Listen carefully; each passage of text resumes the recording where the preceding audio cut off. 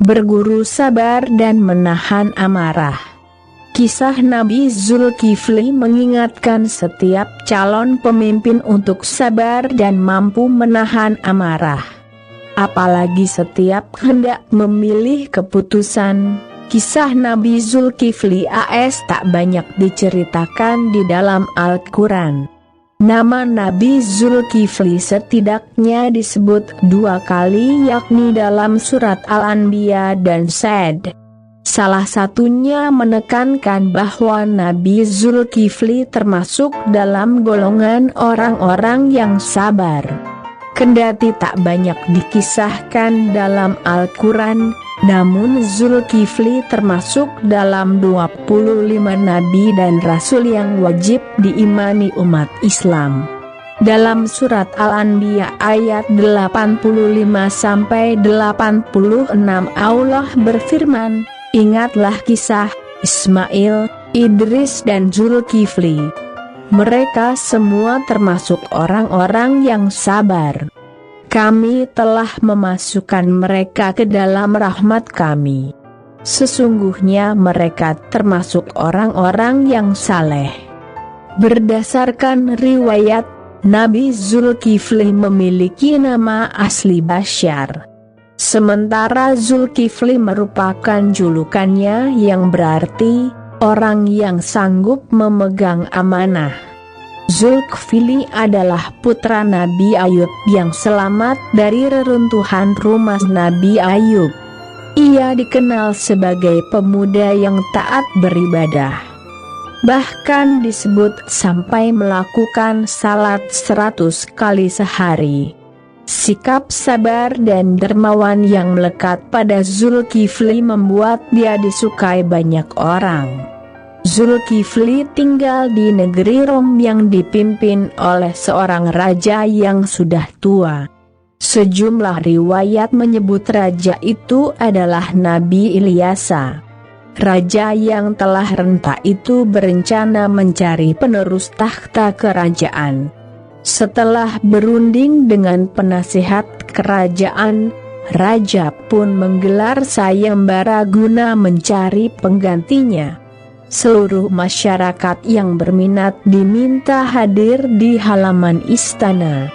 Nabi Zulkifli yang mendengar sayembara itu tertarik dan bergabung dengan kerumunan orang di halaman besar tersebut.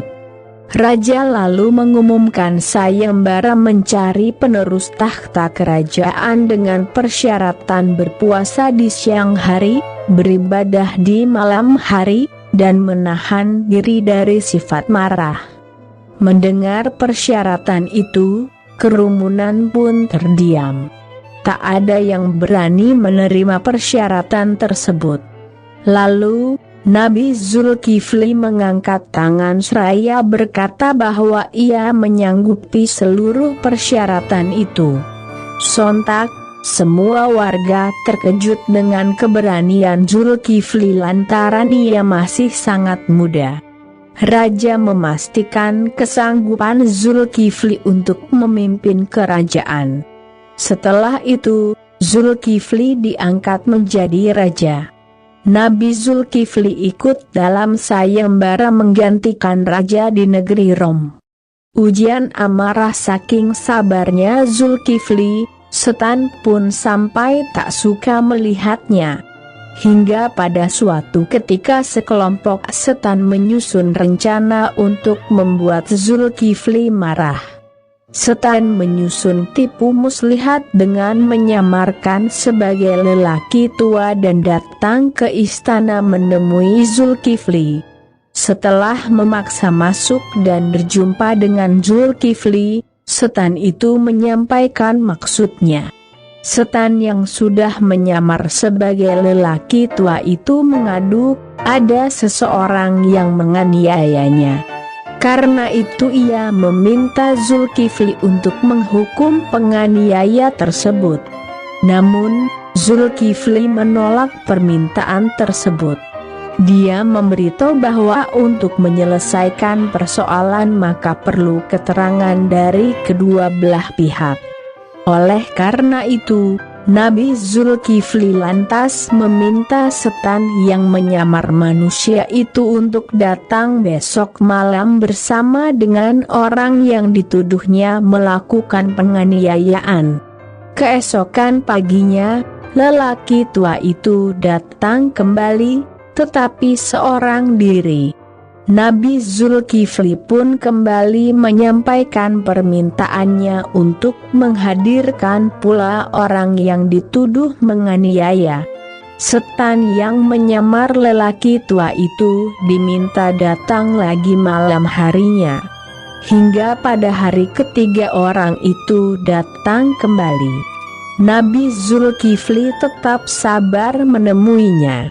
Tapi sebaliknya, setan yang naik pitam karena Nabi Zulkifli tak kunjung marah. Setan itu akhirnya menampakkan wujud aslinya untuk menakut-nakuti Nabi Zulkifli. Nabi Zulkifli lantas berdoa dan berlindung kepada Allah. Kesabaran Nabi Zulkifli ini membuatnya diangkat menjadi nabi. Allah mengutus Zulkifli untuk memberi peringatan dan mengembalikan kaum Rom yang menyembah berhala kepada jalan kebenaran. Dan ingatlah akan Ismail, Ilyasa dan Zulkifli. Semuanya termasuk orang-orang yang paling baik, firman Allah SWT dalam surat Sad ayat 48.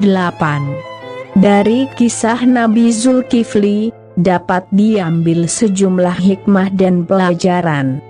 Pertama, untuk menjadi pemimpin, seseorang mesti bijaksana dan taat kepada Allah SWT.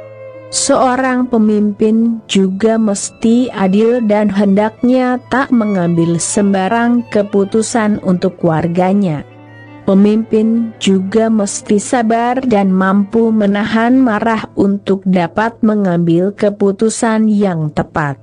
Sebab selama memimpin, ada kalanya bakal banyak rintangan yang ditemui sehingga dibutuhkan kesabaran dan pikiran jernih yang bebas dari amarah.